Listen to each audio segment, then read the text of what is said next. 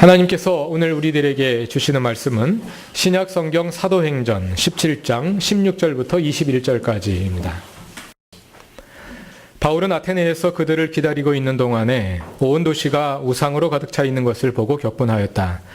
그래서 바울은 회당에서는 유대 사람들과 이방 사람 예배자들과 더불어 토론을 벌였고, 또한 광장에서는 만나는 사람들과 날마다 토론하였다.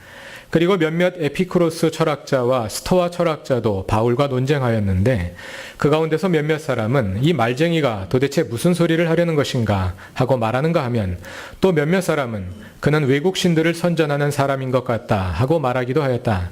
그것은 바울이 예수를 전하고 부활을 전하기 때문이었다. 그들은 바울을 붙들어 아레오바고 법정으로 데리고 가서 당신이 말하는 이 새로운 교훈이 무엇인지 우리가 알 수 있겠소?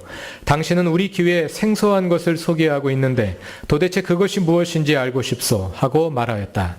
모든 아테네 사람과 거기에 살고 있는 외국 사람들은 무엇이나 새로운 것을 말하고 듣는 일로만 세월을 보내는 사람들이었다. 아멘. 하나님께서 이 말씀을 통해서 우리에게 은혜해 주시기를 바랍니다. 오늘 설교는 질문을 하나 드림으로 시작하겠습니다. 기독교 신앙과 상식은 어떤 관계에 있을까요? 기독교 신앙은 상식적인 것일까요? 아닐까요? 선뜻 대답하기가 쉽지는 않으실 것입니다. 아마도 상식이라는 말이 무엇을 뜻하느냐에 따라서 달라질 수 있겠지요. 상식이란 대부분의 사람들이 일반적으로 가지고 있는 지식이나 이해력이나 판단력을 가리키는 말인데요. 이 말은 대체로는 긍정적인 함의를 가지고, 그래서 우리가 일반적으로 가져야 할 그 무엇을 가리키는 말로 쓰입니다. 상식은 교육의 1차적인 목표이기도 합니다. 초등학교와 중고등학교에서 의무 교육을 시행하는 중요한 목적 가운데 하나는 상식이 있는 사람을 키워내기 위함이고, 그래서 이 사회를 상식이 통하는 사회로 만들기 위함일 것입니다. 그러나 상식은 때로 부정적인 함의를 가질 수도 있습니다. 많은 사람들이 그저 상식을 따라 별 생각 없이 살아가고 있을 때, 소수의 의식 있는 사람들이 그것을 비판하며 삶의 진정성을 회복하고자 할 때, 상식이라는 말은 변화되어야 할 사회적인 통념이나 고정관념을 가리키는 부정적인 의미를 가질 수 있습니다. 이렇게 상식을 긍정적인 용법과 부정적인 용법으로 나누어서 생각해 본다면, 먼저 기독교 신앙은 부정적 의미의 상식을 뛰어넘는 것이라고 할 수 있습니다. 왜냐하면 기독교 신앙이란 사람들이 일반적으로 생각하는 그것을 뛰어넘어서 초월적인 영역으로부터 삶의 진정성을 회복하려 하는 것이기 때문입니다. 교회가 처음 시작된 때 기독교 신앙은 여러 가지 면에서 상식을 뛰어넘는 것이었습니다. 초대교회에서 예수를 믿는다는 것은 스스로를 고난의 상황으로 몰아넣는 것과 같았습니다. 그럼에도 불구하고 예수를 따른 사람들이 그리스도인들입니다. 그리스도인들은 이 땅에 살지만 스스로 하늘의 시민이라는 분명한 정체성을 가지고 이 땅의 통념을 따라 살지 않았습니다. 그래서 그 당시 로마 제국은 엄격한 계급사회였음에도 불구하고 그리스도인들은 교회를 하나의 가족으로 여기고 교회 안에서 모든 계급의 차별을 없애고자 했습니다. 그래서 예를 들어서 빌레몬서에서 바울은 빌레몬에게 그의 노예인 오네시모를 사랑하는 형제처럼 대하라 이렇게 말합니다. 노예 제도의 상식을 따라 행하지 말라는 것입니다. 또 갈라디아서 3장 28절은 그리스도 예수 안에 유대인도 헬라인도 없고 자유인도 노예도 없고 남자도 여자도 없다고 선언합니다. 그리스도인들은 이처럼 부정적인 의미의 상식, 즉 이 땅의 통념을 뛰어넘는 사람들이었습니다. 그러나 그것이 긍정적인 의미의 상식, 즉 우리가 인간으로서 당연히 가져야 할 그 태도와 판단력까지 벗어났음을 의미하는 것은 아닙니다. 예를 들어 디모데전서에서 집사의 자격을 논하는 것을 보면 집사가 될 사람들은 신중하며 한 입으로 두 말을 하지 않으며 술에 탐닉하지 않으며 부정한 이득을 탐내지 않으며 믿음의 비밀을 깨끗한 양심에 간직한 사람이어야 한다고 말합니다. 그 집사의 자격이라는 것을 한마디로 요약하자면 특별한 것이 아니라 상식에 부합하는 사람이라야 한다는 것입니다. 감독이나 장로의 자격도 크게 다르지 않습니다. 어떤 사람이 교회의 지도자가 되어야 하느냐? 상식이 통하는 사람이라야 한다는 것입니다. 이처럼 초대교회의 그리스도인들은 상식에 부합하는 사람들이었습니다. 그래서 오순절 성령 강림으로 교회가 처음 생겨난 후에 모습을 기록하는 사도행전 2장 47절을 보면 그리스도인들이 모든 사람들에게서 호감을 샀다고 말합니다. 그리스도인들이 교회 밖의 사람들로부터 호감을 산 이유는 그들이 비록 세상의 통념을 따라 살지 않았음에도 불구하고 여전히 상식에 부합하는 사람들로서 세상 사람들이 보기에 그리스도인들은 이상한 사람들이 아니라 오히려 고귀한 사람들로 보였기 때문일 것입니다. 물론 그리스도인들 가운데는 가끔 지나친 열정으로 상식을 벗어나는 행동을 하는 사람들도 있었습니다. 그래서 예를 들어 데살로니가전서 4장 11절 이하를 보면 바울은 그런 사람들을 향해 권면하기를 조용하게 살기를 힘쓰고 자기 일에 전념하며 바깥 사람을 대하여 품위 있게 살아가라고 말합니다.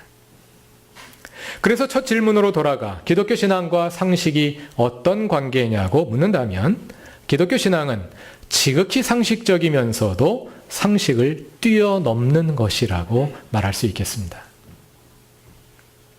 오늘의 본문 사도행전 17장 16절 이하에 나오는 사도 바울의 아레오바고 설교에서도 그러한 모습을 찾아볼 수 있습니다. 본문은 사도 바울이 제2차 전도 여행 중 마케도니아의 데살로니가와 베레아를 거쳐서 남쪽으로 내려가 아테네에 갔을 때 일어난 일을 기록합니다. 바울은 그 도시에서 한편으로는 회당에서 유대인들과 또 이방인 예배자들과 토론을 했고 또 다른 한편으로는 광장에 나가서 만나는 사람들과 날마다 토론을 벌였습니다. 본문 17절을 다 같이 읽어봅시다. 그래서 바울은 회당에서는 유대 사람들과 이방 사람 예배자들과 더불어 토론을 벌였고 또한 광장에서는 만나는 사람들과 날마다 토론하였다. 이 구절 후반부에 광장으로 번역된 단어가 아고라입니다. 아고라는 아테네시 중앙에 위치한 광장입니다. 아고라는 해발 6-70m 정도이고요. 이 아고라로부터 언덕을 따라 남동쪽 해발 110m에 있는 아크로폴리스로 오르다 보면 그 길에서 오른쪽으로 100m 정도 떨어진 곳에 해발 8-90m 정도 되는 아레오바고라 불리는 언덕이 있었다고 합니다. 아레오바고는 헬라어로 아레이오스파고스, 아레스의 언덕이라는 뜻인데요. 아레스는 전쟁과 재난의 신입니다. 그런데 아레오바고는 이처럼 아테네에 있는 한 언덕을 가리키는 이름이면서 동시에 어떤 기관 또는 기구를 가리키는 이름이기도 합니다. 그 기구는요, 고대 그리스 시대로부터 존재해 왔던 것으로 시대에 따라 그 기능이 달라졌습니다. 어떤 때는 왕을 위한 자문기관이었고 어떤 때는 사법권과 종교적 기능을 하기도 했고 또 때로는 정치적 기능을 하기도 하며 백성들의 풍습과 규율을 관장하는 기구였다고 합니다.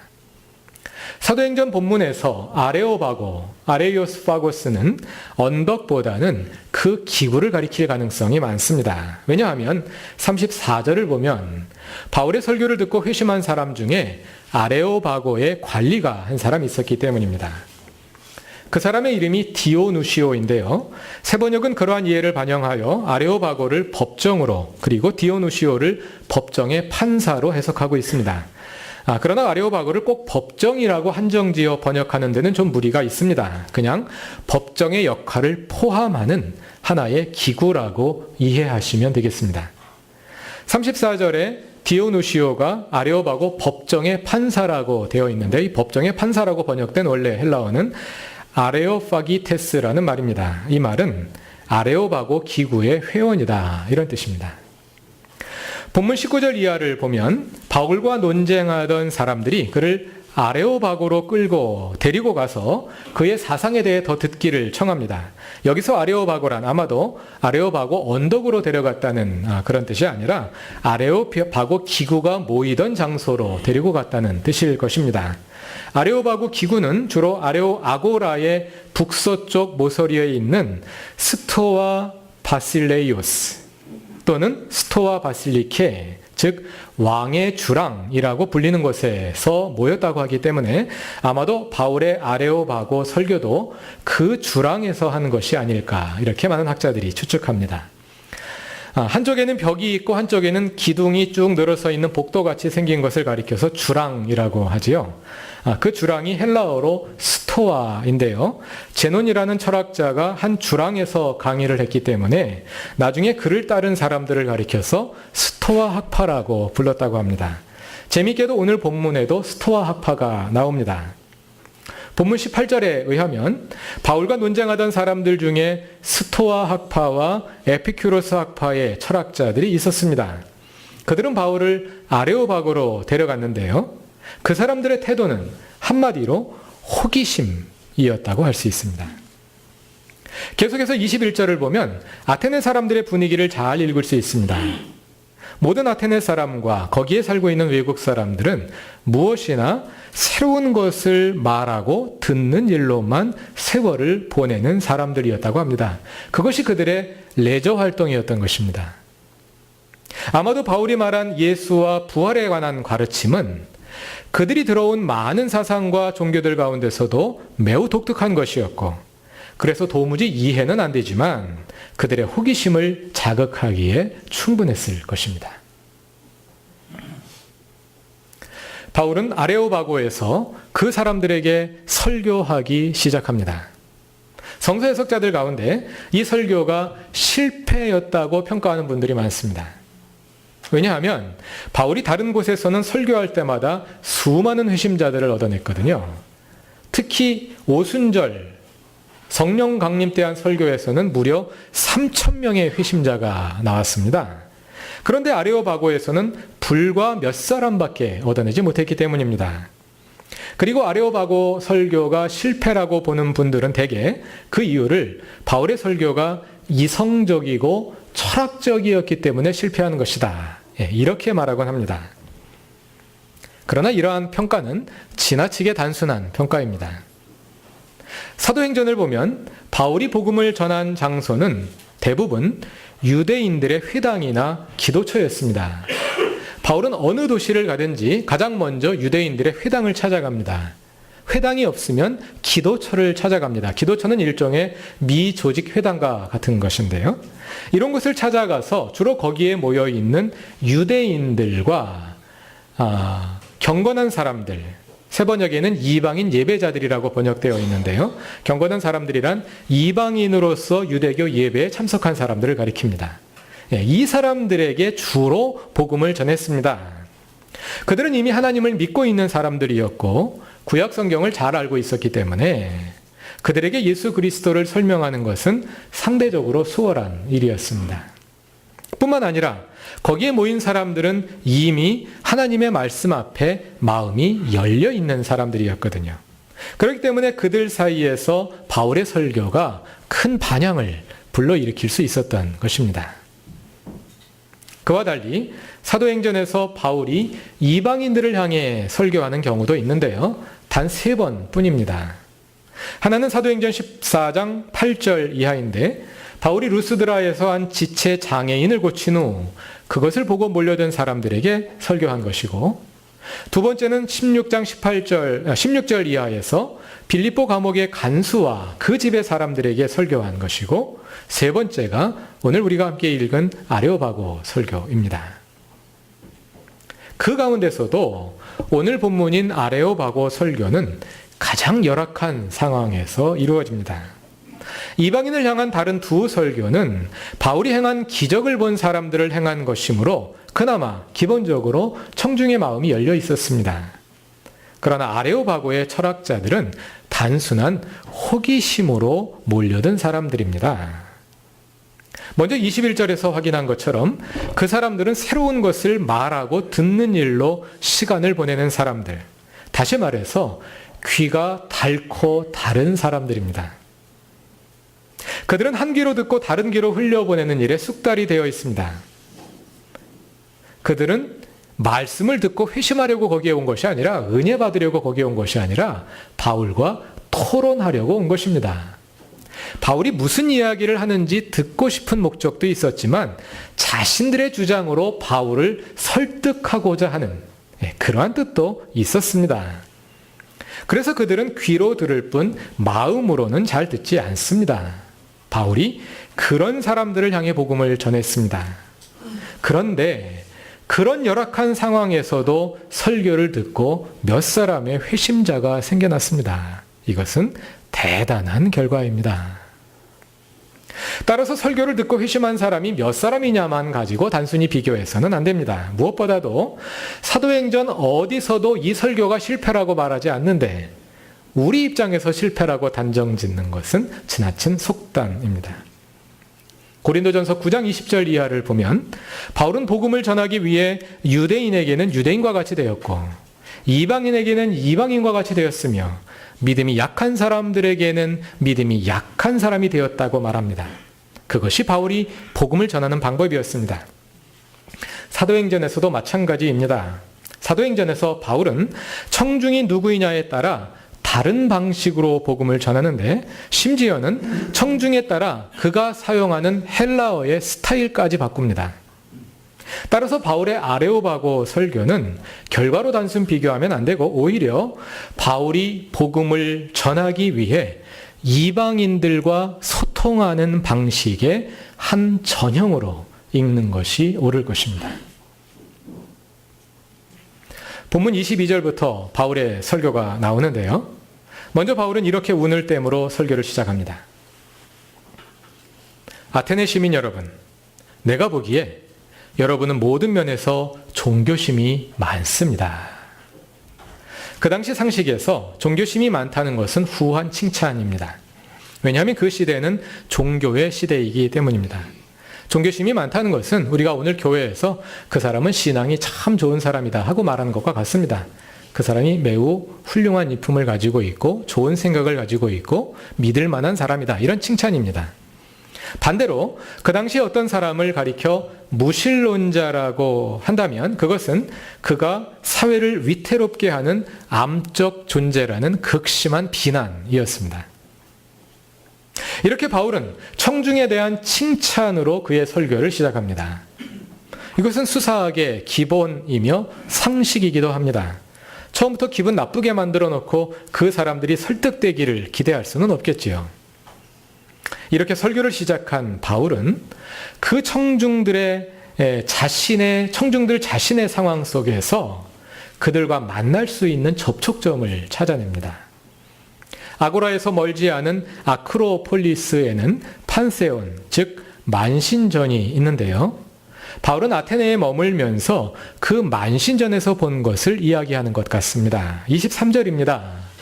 바울이 거길 가서 보니까 수많은 제단들이 있는데 그 가운데 알지 못하는 신에게라고 새긴 것이 있더라는 것입니다. 바울은 이 제단의 이름을 접촉점으로 삼아 청중 속으로 파고들기 시작합니다. 알지 못하는 신, 그 신에 대해서 내가 이야기하겠노라고 하며 이야기를 시작하는 것입니다. 청중들의 귀가 반짝 열렸을 것입니다. 22절과 23절이 서론이라면 이어지는 24절 이하가 본론이라 할 수 있습니다. 여기서 바울은 천지의 창조주이자 인류의 창조주이신 하나님에 관해 말하면서 하나님은 손으로 지은 신전에 갇혀 있지 않다는 것과 우리가 대자연 속에서 하나님의 흔적을 찾을 수 있음을 설파합니다. 그 설교의 내용은 상당히 철학적이고 논리적입니다. 그래서 잘못이라고 생각하는 분들이 있습니다만 그렇지 않습니다. 왜 바울이 그랬겠습니까? 청중이 철학자들이니까요. 청중이 철학적인 소양을 갖춘 사람들이기 때문에 철학적인 언어를 사용하는 것입니다. 만일 청중이 노동자들이라면 바울은 노동자들의 언어를 사용했을 것입니다. 예를 들어 데살로니가 전서 2장 9절, 9절로 기억합니다만 써놨는데 지워졌네요. 9절을 보면 바울은 밤낮으로 일하면서 복음을 전했다고 합니다. 밤낮으로 일하면 언제 복음을 전했겠습니까? 일하면서 복음을 전한 것입니다. 바울은 천막 수선하는 일을 하면서 함께 일하는 노동자들에게 복음을 전한 것입니다.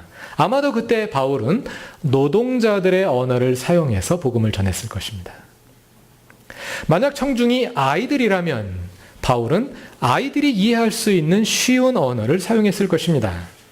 그러나 청중이 철학자들이기 때문에 바울은 철학자들의 언어를 사용하고 있는 것입니다. 극히 상식적인 것입니다. 다시 말해서 바울은 청중과 소통할 줄 아는 사람입니다. 그러나 바울의 설교는 결코 상식적인 수준에서 머물지 않았습니다. 30절 이하를 읽어보면 바울은 그들 앞에서 회개를 촉구합니다. 철학 토론을 하러 온 사람들 앞에서 회개를 촉구합니다. 31절에 의하면 그들이 회개해야 하는 이유는 하나님의 종말 심판에 있습니다. 그리고 32절에 의하면 그것은 부활신앙에 토대한 것입니다. 이 설교의 앞부분에서도 이야기 나오고 뒷부분에도 나옵니다만 바울 설교의 핵심은 부활에 있었습니다. 지난 부활주일에도 말씀드렸습니다만 초대교회의 부활신앙은 단지 예수님의 부활이라는 과거 사건에 대한 믿음으로 그치지 않습니다. 예수의 부활은 당연한 전제입니다. 그것을 토대로 하여 초대교회의 부활신앙의 핵심은 우리의 부활, 정확히 말하자면 주님이 오시기 전에 죽은 성도들이 종말 심판에 다시 살아날 것이라는 데 있습니다. 이처럼 부활신앙은 종말론적이고 미래적인 것입니다. 부활신앙은 미래의 승리를 향한 신앙입니다. 미래의 승리를 향한 신앙이라는 것은 오늘 우리의 삶에 패배가 있다는 것입니다. 다시 말해서 초대교회의 부활신앙은 그들이 살아가고 있었던 십자가의 현실을 전제로 한 것입니다. 그래서 부활신앙이란 단지 교리를 받아들이는 것이 아닙니다. 예수께서 죽은 지 사흘 만에 다시 살아나셨다는 역사적 사실에 동의하는 것이 부활신앙의 전부가 아닙니다. 거기서 더 나아가서 주님이 다시 오시는 날 우리도 주님과 함께 다시 살아날 것을 믿으며 오늘 나에게 주어진 십자가를 달게 지고 따르는 것이 그것이 진정한 부활신앙입니다. 미래의 승리를 바라보며 오늘의 고난과 고통을 고통으로 여기지 않는 것이 부활신앙입니다. 그래서 부활신앙은 교리가 아니라 능력입니다. 이처럼 바울의 설교는 지극히 상식적이면서도 상식의 수준을 뛰어넘는 것이었습니다.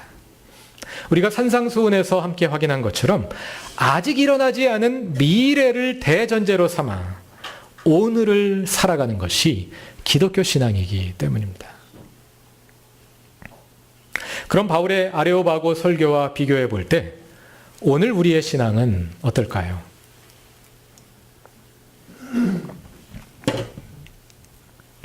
좀 과장해서 말하자면 한국교회는 부활신앙을 잃어버렸습니다. 한국교회는 교리 속의 부활, 과거의 부활을 말할 뿐 미래의 부활을 말하지 않습니다. 한국의 기독교인들은 미래에 이루어질 구원을 믿지 못하고 오늘 내 손 안에 무언가를 가지기만을 원합니다. 그래서 한국교회는 매우 세속적이고 현세적입니다.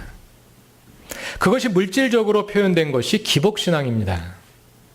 지금 부자가 되고 지금 병이 낫고 지금 문제가 해결되어야 하나님이 살아계시다고 믿습니다. 그런데 한국 교회의 세속적 현재적 신앙은 기복주의로 그치지 않습니다. 그것은 교리적으로도 나타나는데 그것이 바로 구원의 확신에 대한 지나친 강조입니다. 이미 여러 번 설교에서 말씀드린 바 있습니다만 성경에서 구원은 기본적으로 미래의 일입니다. 주님께서 다시 오실 종말의 날에 인간의 운명이 구원과 심판으로 나뉘어지게 되는 것입니다. 그러나 그 구원이 예수 그리스도의 십자가에서 결정적으로 실현되었습니다. 그래서 우리는 이미 구원받은 것과 같습니다. 그러나 아직 구원이 이루어진 것은 아닙니다. 한국교회는 우리가 이미 구원을 받은 것과 같으나 아직 구원이 이루어진 것은 아니라는 이 종말론적인 긴장을 견뎌내지를 못합니다. 그래서 구원의 미래성을 포기하고 구원의 현재성, 즉 구원의 확신에만 집착합니다. 이렇게 구원의 확신, 즉 이미 이루어진 구원에 집착하는 이단 종파가 있는데 그것이 바로 구원파입니다. 요즘 언론의 보도를 보면 구원파와 유병원을 세월호 사건의 희생양으로 삼으려 하고 있는 것으로 보입니다. 한국교회 입장에서는 국가가 나서서 이단 종파를 처단해 주려 함으로 잘 되었다고 생각할지 모르겠습니다. 그러나 그럴 때가 아닙니다. 우리는 그동안 구원파에서 일어난 일들 속에서 한국 개신교회의 한 극단적인 모습을 볼 수 있어야 합니다. 그것은 부활신앙을 잃어버리고 구원의 종말론적인 긴장을 잃어버리고 현세에 안주해버린 세속적인 종교의 결말을 보여주는 것입니다. 그동안 세상 사람들의 눈에 한국교회는 상식이 통하지 않는 집단으로 여겨져 왔습니다. 왜냐하면 교회가 세상과 소통하려 하지 않기 때문입니다. 교회와 세상 사이에 소통이 이루어지려면 세상과 교회 사이에 서로가 공유하는 어떤 교집합이 있어야 합니다. 그래야지 말이 통하지요. 그 교집합이 바로 상식입니다. 그런데 갈수록 그 상식의 교집합이 줄어들고 있는 것 같습니다. 그러다 보니 교회와 세상 사이에 갈수록 말이 통하지 않습니다. 세상 사람들이 교회에 들어와 보면 교인들이 무언가 얘기를 하는데 교인들이 사용하는 단어 자체가 세상과 너무 달라가지고 무슨 말인지 이해할 수가 없어요. 교회가 하도 상식을 거부하다 보니까 세상 사람들이 궁금해서 도대체 교회 안에 뭐가 있나 하고 들여다봅니다. 그러나 교회 안과 그리스도인들을 아무리 살펴봐도 세상과 다른 것이 없습니다. 세상 사람들이 세속적으로 추구하는 것을 기독교인들은 종교적으로 추구하고 있을 뿐입니다. 상식이 통하지 않아서 상식을 뛰어넘는 것이 있나 하고 들여다보니까 사실은 상식 이하입니다. 교회가 상식을 회복해야 합니다. 상식이 통하는 교회가 되어야 합니다.